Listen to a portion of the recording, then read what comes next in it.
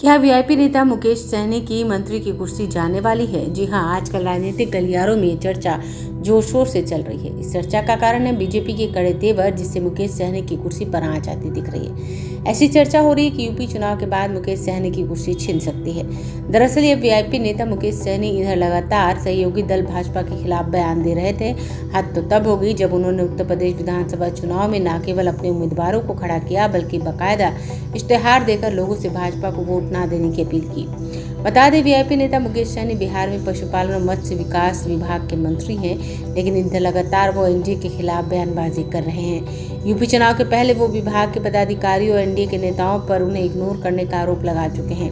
मुकेश सहनी ने यूपी चुनाव के दौरान ये भी कहा था कि निषाद समाज को आरक्षण दिलाना उनका उद्देश्य है और इसके लिए भाजपा को सत्ता से बेदखल करना पड़ेगा।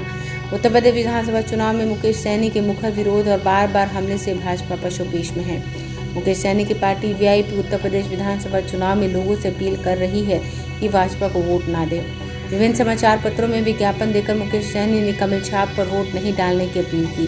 कई बड़े समाचार पत्रों में छपे विज्ञापन में मुकेश सहनी ने कहा है कि हम निषादों की ताकत दिखा देंगे और कमल को खिलने नहीं देंगे। इस मामले को लेकर भाजपा प्रवक्ता और पूर्व विधायक रंजन पटेल ने एक निजी समाचार एजेंसी को बताया कि उत्तर प्रदेश विधानसभा चुनाव तक ही बीजेपी चुप रहेगी। उन्होंने कहा कि बीजेपी केंद्रीय नेतृत्व इस पूरे मामले को बहुत ही करीब से देख रहा है और समय आने पर इसका उचित जवाब दिया जाएगा।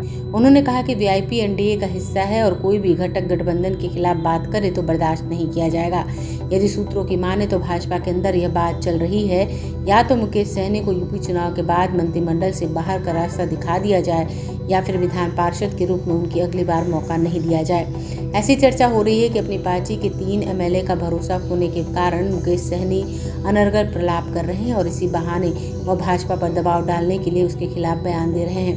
भाजपा मुकेश सहनी का दबाव झेलने को तैयार नहीं है, इसलिए ऐसी चर्चा है कि यूपी विधानसभा चुनाव के बाद उनको मंत्रिमंडल से बाहर का रास्ता दिखाया जा सकता है। ब्यूरो रिपोर्ट, आंखें न्यूज़ 24।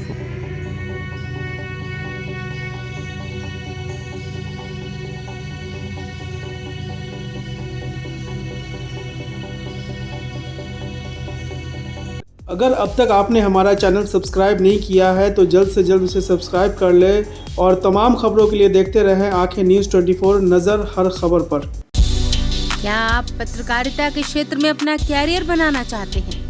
तो आज ही Royal Ashoka Institute of Mass Communication and Journalism में अपनी जगह सुनिश्चित करें।